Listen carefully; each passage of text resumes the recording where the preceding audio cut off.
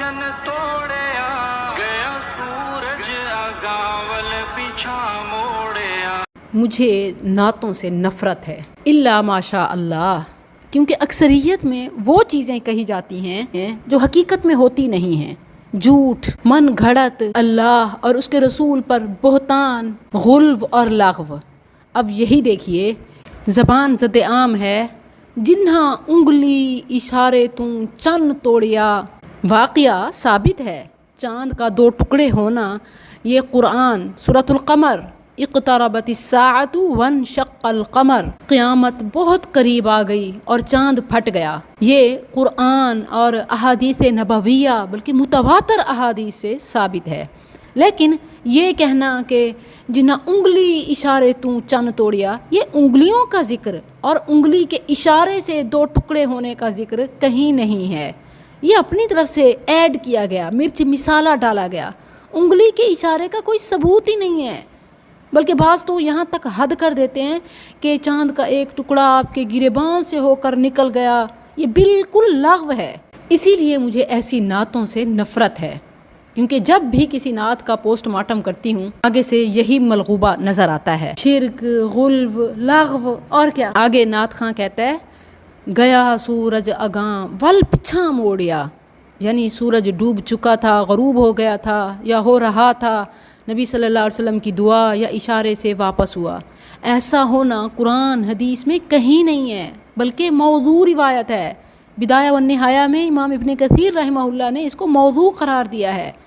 یہ ثابت ہی نہیں ہے۔ اسے معجزہ رد شمس اور علی رضی اللہ عنہ کی فضیلت میں بیان کیا جاتا ہے کہ ابو سعید خدری رضی اللہ عنہ کہتے ہیں میں نبی صلی اللہ علیہ وسلم کے پاس گیا اور آپ صلی اللہ علیہ وسلم اپنا سر مبارک علی رضی اللہ عنہ کی گود میں رکھے ہوئے تھے، سورج غروب ہو چکا تھا۔ نبی کریم صلی اللہ علیہ وسلم علی رضی اللہ عنہ کی طرف متوجہ ہوئے، فرمایا اے علی، آپ نے عصر کی نماز پڑھی؟ علی نے فرمایا نہیں، میں نے عصر کی نماز نہیں پڑھی، کیونکہ میں اس بات کو ناپسند کرتا تھا کہ آپ کا سر مبارک میری گود میں ہو اور میں کسی تکلیف میں آپ کو مبتلا کروں۔ تو رسول اللہ صلی اللہ علیہ وسلم نے فرمایا اے علی، دعا کرو کہ سورج آپ پر لوٹا دیا جائے۔ تو علی رضی اللہ عنہ نے فرمایا اے اللہ کے رسول، آپ دعا کریں، میں آمین کہوں گا۔ تو آپ نے فرمایا اے اللہ، بے شک علی آپ کی اور آپ کے نبی کی اطاعت میں مصروف رہنے کی وجہ سے نماز وقت پہ نہ پڑھ سکا، تو سورج کو لوٹا دیجئے تاکہ وقت پہ نماز پڑھ سکے۔ آگے ہے کہ پھر سورج چمکتا ہوا لوٹ آیا تو علی رضی اللہ عنہ نے نماز عصر ادا کی۔ یہ شق قمر جو ثابت ہے، اس کے مقابلے میں رد شمس علی رضی اللہ عنہ کے معجزے کے طور پر سنایا جاتا ہے، اس لحاظ سے بھی غلط ہے۔ یعنی معجزہ تو نبی کے ساتھ ہوتا ہے، اور پھر نبی صلی اللہ علیہ وسلم کو بھی اس میں ایسے کیا کہ ایون جو چیز ثابت ہی نہیں ہے وہ نبی کی شان کیسے ہو سکتی ہے؟ یہ تو جھوٹ پر عمارت کو کھڑا کرنا ہے۔ اسی وجہ سے انکار حدیث اور مختلف فتنے سامنے آتے ہیں۔ تو یہ ہم اسلام کی خدمت نہیں یا انبیاء کی، اولیاء کی شان نہیں، بلکہ الٹا نقصان کر رہے ہیں، گستاخی کر رہے ہیں۔ اسی وجہ سے مجھے ایسی نعتوں سے نفرت ہے۔ حیران ہوتی ہوں کہ محبت کے اظہار کے لیے کیا درود پڑھنا یہ کم ہے؟ صرف ثواب ہی نہیں، حکم ہے صلو علیہ وسلموا تسلیما۔